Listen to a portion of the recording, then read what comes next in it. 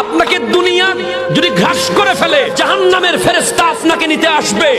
আপনার রূহটা কবজ হবে কিরকম জানেন? অনেকগুলো ভিজা তুলার ভিতর থেকে লোহার কাটা যেভাবে বের করা হয়, নখগুলোকে প্লাস দিয়ে ছিঁড়ে ফেললে যে কঠিন কষ্ট হয়, চোখগুলোকে খুলে ফেললে যে কষ্ট হয়, নাক দিয়ে রূহ বের করা হবে, চোখ দিয়ে রূহ বের করা হবে, শরীরের প্রত্যেকটা ছিদ্র দিয়ে রূহ বের হবে, প্রত্যেকটা রগ দিয়ে আপনার রূহ কবজ করা হবে।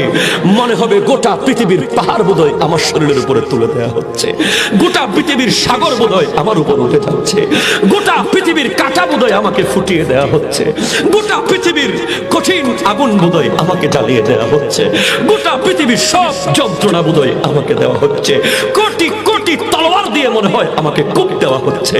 এই কঠিন কঠিন থেকে কঠিন, কঠিন থেকে কঠিন আপনার রূহ কবজ হবে যদি আপনি দুনিয়াকে ভুলতে না পারেন, দুনিয়াকে ছাড়তে না পারেন, কবরের কথা স্মরণ করতে না পারেন।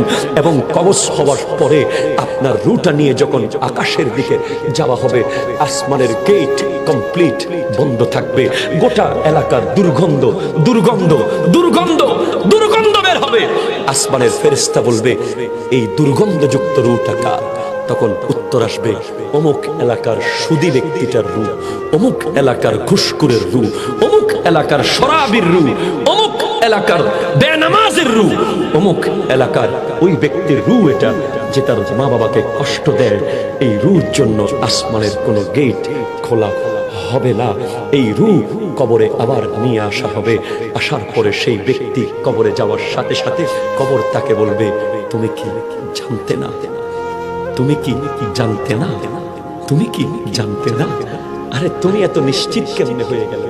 যেখানে আমার দয়াল নবীর চাচি যান ফাতেমা বিনতে আসাদ যখন দুনিয়া থেকে বিদায় নেবেন, ইন্তেকাল করলেন, আমার দয়াল নবী ওনার কবরের মধ্যে শুয়ে গেলেন। সাহাবায়ে জিজ্ঞেস করছেন, ইয়া রাসূলুল্লাহ, আপনি কেন এখানে শুয়ে পড়লেন? কিছুক্ষণ নবীজি শুয়েছিলেন। হাদিসে পাকে এসেছে, নবীজি বলছেন, কবর যেন আমার মাকে কোনো কষ্ট না দেয়।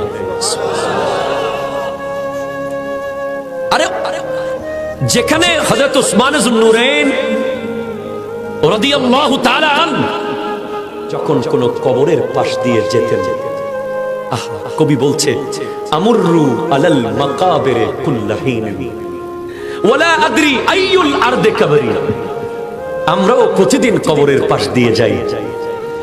উসমান যুন্নুরাইন রাদিয়াল্লাহু তাআলা কবরের পাশ দিয়ে যেতেন। ওনার আর আমাদের মধ্যে পার্থক্য কি? আমরা কবরের পাশ দিয়ে চলে যাই দুনিয়াদারি করতে। কথা বলেন ভাই, ঠিক কিনা বলেন? আমরাও কবরের পাশ দিয়ে যাই, ওনারাও যেতেন। পার্থক্য কোথায়? আমরা কবরের পাশ দিয়ে যাই হাসতে হাসতে, গেম খেলতে খেলতে, গীবত করতে করতে।